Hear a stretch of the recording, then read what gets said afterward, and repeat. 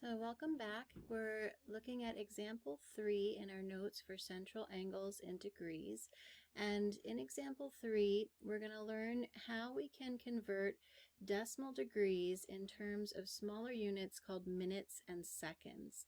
So in example A, convert 36 degrees, 10 minutes, and 52 seconds to decimal degrees. That 10 with an apostrophe, that's the notation for minutes. And there are 60 minutes in 1 degree. Then the quotation mark is the notation for seconds, and there are 60 seconds in a minute, 3,600 seconds in a degree. So if I'm going to convert 36 degrees, 10 minutes, and 52 seconds to decimal degrees, I'm going to need to multiply the 10 minutes times that conversion factor of 1 over 60, because there are 60 minutes in 1 degree. And then to that, we're going to add the seconds, which is 52, times that conversion factor. And since we're converting to degrees, and there are 3,600 seconds in a degree, we're going to multiply by 1 over 3,600. And we'll round that result to 4 decimal places, just like we've been doing with exponentials and logs to maintain a nice level of accuracy. So we've got 36 degrees plus 10 times 1 divided by 60. That will convert our minutes to degrees. And then that's plus the 52 seconds times that conversion factor of 1 over 3,600. And we're going to round to 4 decimal places. So that's 36.1811 degrees.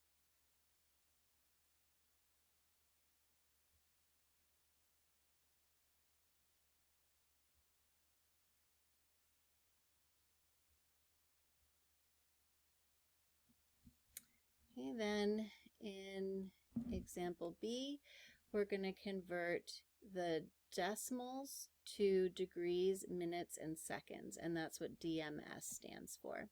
So I've got 84 degrees, then the 0.575, that's a part of a degree. So I'm going to need to change that to minutes. So there are 60 minutes in a degree, so I'm going to start by multiplying this decimal by 60 to convert it to degrees. And where's my calculator? There we go. So we've got 0.575 times 60, and that's going to be 34.5 minutes exactly. So don't need that approximately equals. I can use exactly equal, and that's 34.5 minutes. Okay, now I need to change that decimal to seconds. So now I've got 0.5 of a minute, and there are 60 seconds in a minute. So I'll have 0.5 times 60 to convert that that minutes to seconds, and that's going to be 30 seconds. Oh, whoops, I made a mistake with my notation up here. That should be just 1 apostrophe. There we go. Okay, so we started with 84 degrees, and then we multiplied the decimal 0.575 of a degree times 60 to get 34 minutes. and then we took that decimal of a minute, that half of a minute, and multiplied it by 60 to get 30 seconds.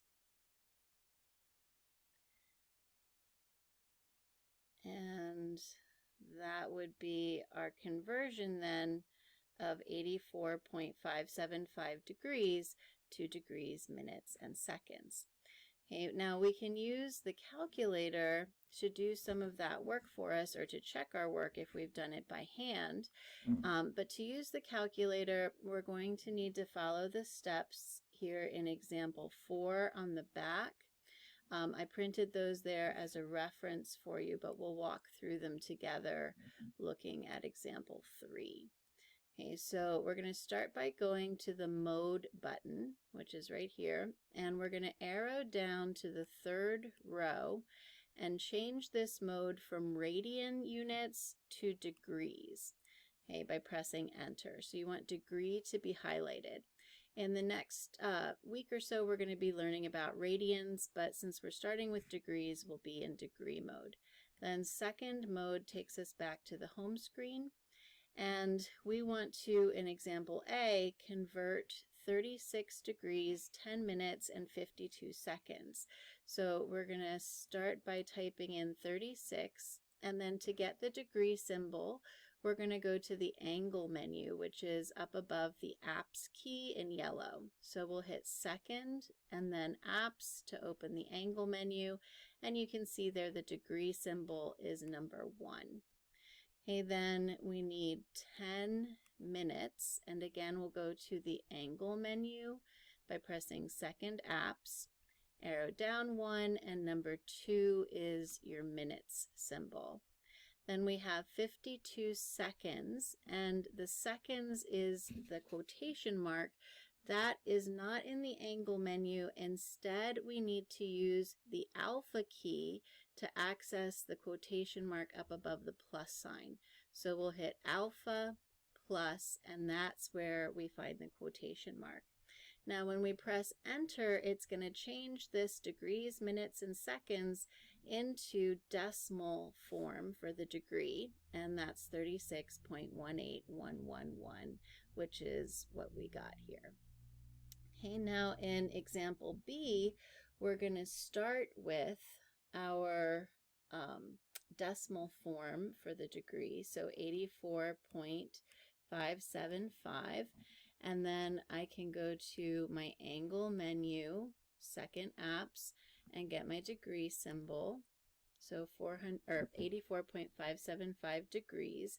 Then to convert to degrees, minutes, seconds, we go back to the angle menu and arrow down to number 4, where it says arrow DMS. That means convert what we just typed to degrees, minutes, and seconds. So we'll press enter, and there's our 84 degrees, 34 minutes, and 30 seconds that we got here in our answer. Okay, so in the notes booklet on the back, that's what's being explained here as a reminder. So the mode button, you have to press mode and change your mode from radian to degree. If you're using the TI-83 emulator that we put on the school laptops, every time you exit that app and restart it, it's going to go back to radian. So you need to change it to degrees each time that you open the calculator if you're working in degree mode. And then the angle menu is under the apps button. You hit second apps to access that angle menu. That's where you'll find your degree, your minutes notation, and your DMS conversion. The quotation mark for seconds is not in the angle menu. It's down here above the plus sign. So you hit alpha plus to get that quotation mark for the seconds. And then the two examples here for A and B are shown just to remind you how you can use that notation to convert back and forth between decimal degrees and degrees, minutes, and seconds. So that brings us to the secret question for this lesson, And in problem A, you're going to decide in what quadrant does the terminal side of a negative 700 degree angle lie. Then in example B, you're going to name all the coterminal angles for the angle shown in the illustration. And in C, you're going to convert 98 degrees, 45 minutes, and 30 seconds to decimal degrees. So you want to show your work for each of these 3 problems and upload that as the last page of your notes in Schoology. Okay, and that work has to be included in order to get the full points. I got a little lenient at the end of the last marking period, but now that we're starting a new unit in trigonometry, I really need to see that work so that I can help you if you're needing some assistance. Then you're going to enter your answers into the secret question assignment in Schoology so that the computer can check them and give you feedback right away so that you know if you're getting them correct or not.